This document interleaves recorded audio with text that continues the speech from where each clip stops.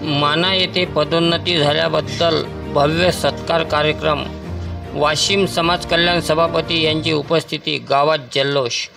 येथे त्रिरत्न उद्यानात गरीब कुटुंबातील मुलगी संगीता आनंदराव कोकणे हिची आरएफओ पदावरून एसीएफ पदावर पदोन्नती झाल्याबद्दल तिचा गावकऱ्यांच्या वतीने त्रिरत्न उद्यानात सत्कार करण्यात आला.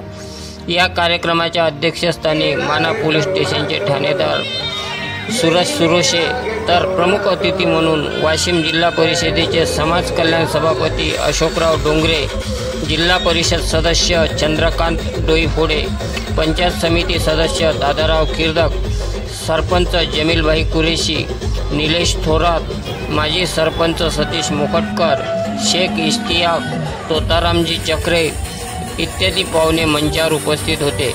कार्यक्रमात आरएफओ पदावरून एसीएफ पदावर पदोन्नती झाल्याने येथील सुपुत्री संगीता आनंदराव कोकणे हिचा प्रमुख अतिथींच्या हस्ते सत्कार करण्यात आला. सत्कार कार्यक्रमाला उत्तर देताना संगीता आनंदराव कोकणे यांनी म्हटले की हा सत्कार माझा नसून मला लहानपासून शिकवलेल्या माझ्या आईवडिलांचा आहे. त्यांनी लहानपासून मला मुलगी समजत नसून मुलगा समजले व आज मी या पदावर आहे. हे फक्त मी व माझ्या आईवडिलांच्या प्रयत्नाने. वेळोवेळी मला माझे पती निलेश थोरात यांनी सहकार्य केले, त्याबद्दल मी त्यांचे सदैव ऋणी आहे.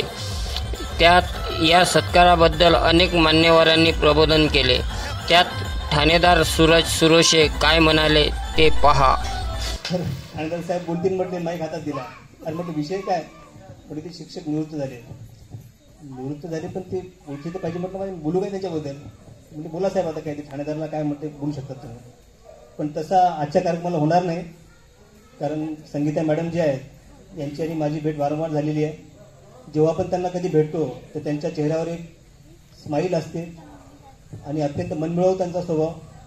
कामाच्या निमित्तानं पण कधी आमच्या फोनवर बोलणं झालं किंवा भेटीगाठी झाल्या. ज्या दिवशी त्यांचं प्रमोशन झालं त्या दिवशी त्या पोलीस स्टेशनला आल्या पेढे घेऊन.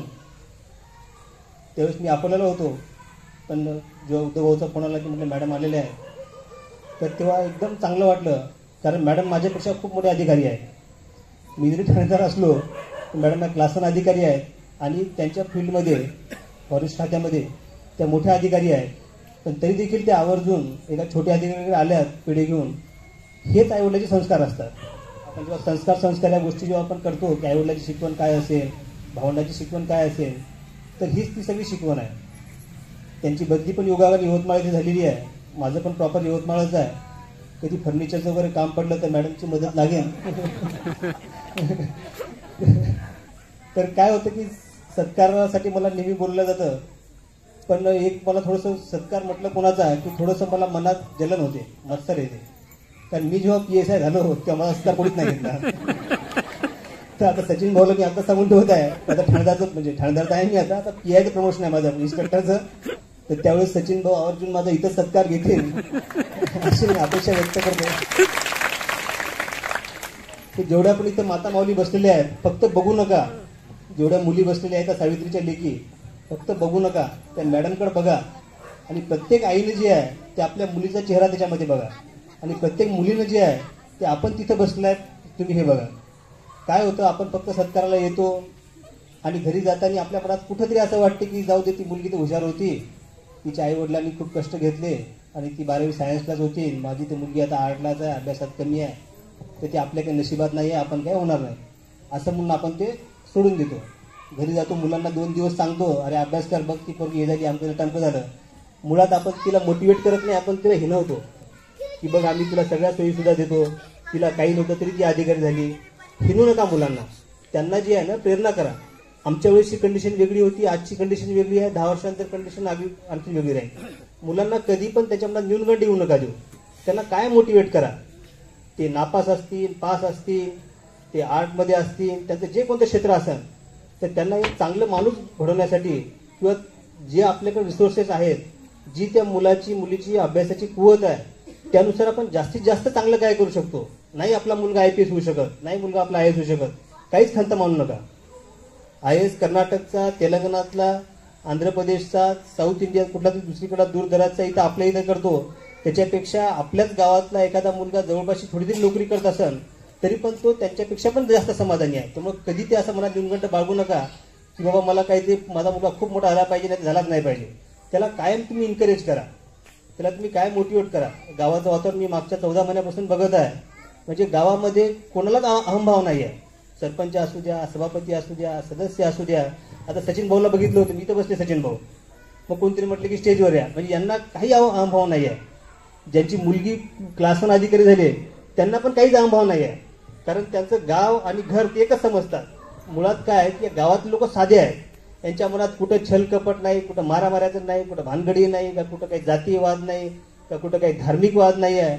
म्हणजे माना असं गाव आहे की आता मी जसं इथं बघतो, मागचं जुनं रेकॉर्ड पण बघितलंय मी, फार पुरातन 1914 पासून 1914चं पोलीस स्टेशन आहे आपलं, तेव्हापासूनचं रेकॉर्ड या गावाचं आहे. प्रत्येक माणूस कसा वागला, कसा बोलला, तर सगळ्याचं रेकॉर्ड कुठेतरी कुठल्या गावाचा कुठेतरी कम्युनल व्हायलन्स झालेला, कुठं काहीतरी वाद झालेला, पण मान्यामध्ये मात्र एक पाटी पुरी. एवढं चांगलं गावाचं वातावरण आहे की ज्याची काही म्हणजे आपल्या माना गावाचं नाव जे आहे अख्ख्या अकोला जिल्ह्यामध्ये. ज्यावेळेस माझी पोस्टिंग झाली म्हटलं कुठं झाली पोस्टिंग, म्हटलं सर मानावर झाली. तर मनाला काय टेन्शन आहे म्हटलं, मनात काहीच काम नाही म्हटलं. म्हणजे काम नाही म्हणजे इथले लोक एवढे चांगले आहेत की भांडण त्यांना कोणाला काही अहंभाव. आता हे उद्योग कोकणे आमचे, त्यांना झी मराठी, आजतक, झी न्यूज सगळीकडे फोन येतात, पण ते आले तर बसतात तिथं, नाही तर बाहेरून बसतात, साहेब काय का नाही चालले आपले.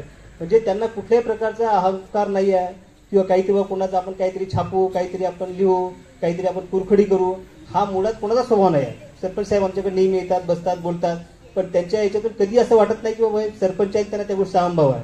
आमचे मुक्ताचे सभापती आहेत, कधीच त्यांना असं वाटत नाही किंवा मी काहीतरी सभापती आहे आणि बाकी सगळं आता प्रशासन माझ्या पायाखाली आहे आणि मी आता त्यांना हे वागवतो. म्हणजे थोडक्यात सांगायचं काय तर गावाचं वातावरण एकदम चांगलं आहे. फक्त थोडीशी एक खंत मला राहील गावाबद्दल की बाबासाहेबांनी जो आपल्याला मंत्र दिला, शिका, संघटित व्हा, संघर्ष करा. आपण संघटित होत आहोत, संघर्ष करतो आहोत. शिकाचं काय, बाबासाहेबांचं पहिलं वाक्य आहे शिका. जोपर्यंत बाबासाहेबांना जर खरंच जर कोणाला मनातून बाबासाहेबांबद्दल प्रेम असेल, त्यांना जर आपलं वाटत असेल मी बाबासाहेबांसाठी आता काहीतरी माझ्या याच्यातून व्यक्त करतो, तर मी त्याला एकच सांगेन, तू शिक, तू शिक, तू चांगला काहीतरी बन. हेच बाबासाहेबाला दिलेलं तू सगळ्यात मोठं बंधन आहे. बाबासाहेबांचा आत्मा जिथं कुठं असेल त्यांना प्रत्येक वेळेस तेच वाटेल की माझा जो विद्यार्थी आहे, मी जे त्यांना संस्कार दिले, मी जे त्यांना माझा आदर्श दाखवला, तर त्यातून ते घडलेले आहे. तुम्ही शिक्षणावर भर द्या. बघा आजूबाजूला छोटे छोटे गाव आहेत, मदापुरीसारखं गाव आहे, पारधी समाज भरपूर आहे तिथे. त्या गावातले पोलीस कॉन्स्टेबल, PSI, तलाठी भरपूर लोक आहेत आणि तुमचं नशीब एवढं चांगलं आहे की तुम्हाला हायवे लागलेला आहे गावाला. हा जो ऍक्सेस आहे तुम्हाला, आता या गावात तुम्ही राहता त्यामुळे तुम्हाला माहीत नाही. तर एक डोंगर तुम्ही नंदुरबारला होतो, नाशिकला होतो, नागपूरसारख्या पट्ट्यामध्ये होतो. म्हणजे सूर्यप्रकाश पण त्या जमिनीवर पोहोचत नाही, असे दूरदराजचे गाव आहेत. शिक्षणाची व्यवस्था नाही, जायला काही वाहन नाही, काही नाही. तर त्या बाबतीत तुमचं गाव एकदम सुसज्ज आहे. अमरावती तुम्हाला इथून हाकेच्या अंतरावर, या बाजूला तुम्हाला अकोला आलेला आहे, हायवे तुम्हाला एवढा मोठा प्रशस्त गेलेला आहे, थोडं तिकडे दूर गेले की तुमचं समृद्धी निघालेलं आहे. म्हणजे तुम्हाला प्रत्येक क्षेत्रामध्ये प्रगती करण्यासाठी पुरेपूर वाव आहे. फक्त थोडंसं आपल्याला काय करायचं आहे की आपल्याला आपल्यावर विश्वास ठेवायचा आहे. विशेषतः मी सगळ्या महिला मंडळांना सांगत आहे, तुम्ही तुमच्याकडे विश्वास ठेवा, तुमच्या पाल्यावर विश्वास ठेवा. ठीक आहे, आपलं आता झालं, आता आपलं गेल्या मसल्यात देऊया, आता जे होईल. पण पुढची पिढी जी आहे, ती जी पिढी जी आहे तर ती मी खरोखर चांगली घडून दाखवेन. प्रत्येक घरातून तुम्हाला मी सांगतो, सचिन भाऊ सारखा उद्योजक तयार होऊ शकतो, कोणी पत्रकार तयार होऊ शकतो, कोणी आणि हे पण आज सगळ्यांचा जो उत्साह आणि सगळ्यांचं उपस्थिती हे पाहून आज थोडं शब्द जे आहेत ते डगमगत आहे. आज या कार्यक्रमाला उपस्थित माननीय सुरोशी सर, माननीय अशोकभाऊ डोंगरदिवे सर, माननीय डोळेफोडे सर, माननीय जमील कुरी सर, माननीय इस्तारभाई, माननीय दादाभाऊ कीर्तक, माननीय मोकटकर सर, माननीय तोताराम चक्रे भाऊ, माझे क्लासमेट सचिन भाऊ कोकणे, मोठे बाबा रत्नदीप डोंगरे, माझे आई वडील, माझे सहकारी निलेश भाऊ देवा. आज हा जो कार्यक्रम आपण सर्वांनी मिळून आयोजित केलं तर खरंच मी मनापासून खूप आभार मानते. खूप मन जे मोठे बाबांनी सांगितलं की ह्या जो प्रेरणा आहे, ही जी ऊर्जा आहे, ती ऊर्जा मला नेहमीच या गावात आली की भेटते. ती नेहमीच भेटते. ती कशी भेटते, कुठून भेटते, या म्हणते ना, ती ही जी माती आहे, ही जी पावनभूमी आहे, या मागचं कारण म्हणजे डॉक्टर बाबासाहेब आंबेडकरांची यांची जी वैचारिक भूमिका शिकवणारे. माझ्यामध्ये डॉक्टर बाबासाहेब आंबेडकर, माता रमाबाई आंबेडकर त्यांनी शिक्षणासाठी केलेला त्यांचा शिक्षणासाठी असलेला अट्टहास, समाज घडवण्यासाठी त्यांनी केलेली त्यांच्या जीवाची तळमळ आणि त्याला साथ देणारी माझी मातोश्री रमाबाई आंबेडकर, हे मला नेहमी मी बघितलेलं नाहीये, फक्त वाचलेले आहे. पण जर मला प्रत्यक्षात बघायला सांगितले ना तर मी म्हणे बघितले, तर ते माझ्या आई वडिलांमध्ये त्यांचे जे संस्कार होते. आज मी तुमच्या पुढे उभी आहे, बोलत आहे. हा जो इतका जो अंतर असतो नेहमी तुम्ही बसणाऱ्यामध्ये आणि मी बोलणाऱ्यामध्ये, हे विद्यार्थी जे बसलेले आहेत, जे ऐकत आहे, आणि मी जे उभी आहे, जे बोलत आहे, याच्यामधल्या अंतरामध्ये जे आई वडिलांचे संस्कार असतात, त्यांची जी शिकवणूक असते, यामध्ये खूप मोठा वाटा असतो. त्यांनी ज्या काळामध्ये 2003 साली मी जेव्हा 10वीला पास झाली आणि 2005 साली 12वी सायन्स झालंय, तर 10वी सचिन काका आणि मी सोबत होतो. S for Sachin, S for Sangeeta. काकांना माहित आहे 10वीचं सेंटर, कॉपी सेंटर माणा, आणि आमचं इंग्लिश कसं होतं ते आम्हालाच माहित आहे. अशा परिस्थितीमध्ये पण आम्हाला माहित होतं, एक जिद्द होतं. त्यांच्या पुढे एक स्वप्न होतं, माझ्या पुढे एक स्वप्न होतं, की ते जिद्द, एक स्वप्न घेऊन आम्ही जेव्हा या गावातून बाहेर पडलो, प्रत्येक जण पडते, या गावाची नाळ प्रत्येकाशी असते, पण आपल्याला काहीतरी यशस्वी बनून यायचं. सत्कारानंतरचा मुद्दा राहतो, पण आपल्याला काहीतरी यशस्वी बनून यायचं. या मातीशी, या समाजाशी, या आई वडिलांच्या संस्काराशी, या सगळ्यांचं काहीतरी एक ऋण राहतं. डॉक्टर बाबासाहेब विचारांचं, डॉक्टर बाबासाहेब त्यांच्या त्यागाचं एक ऋण राहतं. या समाजाचं काही ऋण राहतं. ते परतफेड करण्यासाठी आपल्याला कुठेतरी यशस्वी होणं खूप गरजेचं असते. मला वाटते त्या काळामध्ये मी पहिली मुलगी होती जे गावाच्या बाहेर पडली होती, आणि तेव्हा आणि आताच्या काळामध्ये खूप फरक झालाय. आता तेव्हाचं आम्ही काही तंत्रज्ञान नव्हतं, काही सुविधा नव्हत्या, काही मोबाईल नव्हतं. आता जग खूप पुढे गेलंय, खूप गोष्टी पुढे गेलेल्या आहे. आणि याच्यामध्ये जेव्हा आम्हाला फोन करायला लागतो, सर सुरेश साहेबांना सांगू इच्छितो की आम्हाला पोलीस स्टेशनला फोन करावा लागत होता आई वडिलांना, बाबाशी, आईशी बोलासाठी, कारण फोन नव्हता तेव्हा, सगळं नव्हतं. अशा याच्यामध्ये परिस्थितीमध्ये वर्णन करण्यासारखं तर मला तरी वाटते काही असं खूप कठीण नाहीये. जर आपण ठरवलं तर जिद्द, मेहनत, ह्या गोष्टी आपण फक्त वाचतो, पण जेव्हा प्रत्यक्षात बघतो ना तेव्हा वाटतं की नाही, काहीच कठीण नाहीये. मला पैसा, परिस्थिती, अडचण ह्या गोष्टीचे कधी हा वाटला नाही, कारण त्याला सगळ्याला कारणीभूत माझे बाबा. प्रत्येक ठिकाणी एक विश्वास होता. आज मुलगी घराच्या बाहेर पडली म्हणजे परिस्थिती किती विदारक राहते, काय राहते, 100 प्रश्न राहतात, 100. कुठे चालली असेल, कुठं काय असेल, काय करत असेल, कसं असेल, काळजी असणं एक वेगळी गोष्ट. पण मुला आणि मुलीमध्ये बराच फरक राहतो. पण माझ्या बाबांनी मला कधीच पोरासारखं, म्हणजे पोरीसारखं तर कधीच पाहिलं नाही. एवढा विश्वास होता त्यांच्यावर, माझ्यावर खूप विश्वास. आणि तो विश्वास प्रत्येक आई वडिलांनी एक आपला मुलगा असो की मुलगी याच्यावर ठेवावा. त्यांच्यावर विश्वास ठेवलाच तर आपण उडू शकतो. मी उडू शकते, प्रत्येक मुलगा उडू शकते. त्यांनी माझ्यावर जो विश्वास ठेवला आणि त्या विश्वासाप्रती मी सुद्धा प्रामाणिकपणे मेहनत घेतली, प्रामाणिकपणे जगली. की नाही, दुसरा मार्ग कुठला राहतो, भरपूर मार्ग राहतात. मुलगी शिकली, प्रगती झाली, हे जेवढं सत्य आहे तेवढी आजच्या परिस्थितीमध्ये गावाचं किंवा एका जर दृश्य पाहिलं तर दुसरी बाजू काय, ही याच्यासोबत पळून गेली, ते त्याच्यासोबत पळून गेली, ह्या सुद्धा गोष्टी बऱ्याच ऐकायला भेटते.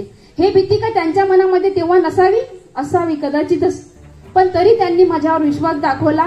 आणि प्रत्येक क्षणाला, प्रत्येक परिस्थितीला म्हटलं इंग्लिश होत नाही बाबा, झेपत नाही, मराठी मीडियमचा आम्ही विद्यार्थी होत नाही, सोडून येतो सगळं काही.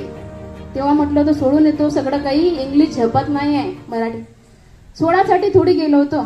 एकदा निर्णय घेतला ना तर एक अनुभव सांगू इच्छितो जो माझ्या आयुष्यामधला नेहमी टर्निंग होता, ज्याच्यामध्ये मी खूप आयुष्य बदलवलं माझं. जेव्हा इथून अकोला जायची वेळ आली, माझं पूर्ण शिक्षण अकोला झालं. ते आणि विचार मंचावरती सर्व मान्यवरांचं स्वागत करतोय, सत्कार मूर्तींचं स्वागत करतोय. मी फक्त एवढंच सांगणार, संगीता आणि आम्ही दोघंही क्लासमेट होतो. तिचं क्षेत्र जे होतंय, तिने MPSCची तयारी केली. मी तेव्हा L&T या कंपनीमध्ये प्रायव्हेट सेक्टरमध्ये लायझनिंग ऑफिसर म्हणून जॉईन केलं मुंबईला. मुंबईला गेल्यानंतर ग्रामीण भागातून जेव्हा गेलो होते तेव्हा आम्हाला कळलंय एवढ्या मोठ्या मुंबईमध्ये कुठेतरी आपलं वास्तव्य असावं, कुठेतरी स्वतःचं एक अस्तित्व असावं. म्हणून विद्यार्थ्यांना एकच सांगतोय की एक ध्येय डोळ्यासमोर ठेवा तुम्ही, की आपल्याला कुठेतरी एएम म्हणतात त्याला, जे एएम आपलं ध्येय जर असेल तर ते तुम्ही मेहनत करा, कोणावर अवलंबून राहू नका, नशिबावर तर अजिबात अवलंबून राहू नका. मेहनत केली तरच तुम्हाला त्याचं फळ मिळणार. आज मुंबईसारख्या ठिकाणी 19,000 रुपये नोकरी करून मी आज मुंबईमध्ये MMRDAच्या जेवढे काही कन्स्ट्रक्शनच्या कंपन्या आहेत त्याच्यामध्ये मी उद्योजक म्हणून आज माझं पहिल्या 21 लोकांमध्ये माझं नाव आहे. का की मी मेहनत केली, तिथं हे झालोय.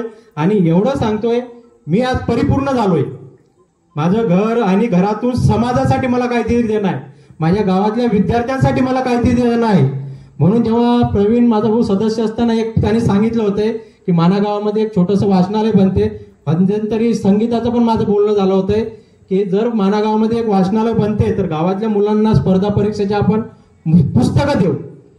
तेव्हा सुरुवात केली मी, नंतर संगीताने दिले, नंतर सम्राटदादांना बोललो त्यांनी सुद्धा दिले. मग मध्यंतरी मुलं परत बोलले की आम्हाला काही पुस्तकांची हे आहे. तर मी गावातल्या मुलांना एवढा शब्द देतोय की वयस तोपर्यंत संगीता असो किंवा मी असो, तुम्ही आम्हाला हक्काने बोला, दादा, काका, भाऊ, आम्हाला ही पुस्तकं पाहिजे. कारण की माझं कर्तव्य आहे, मी जर परिपूर्ण झालो तर आता मला समाजाचं काहीतरी देणं आहे.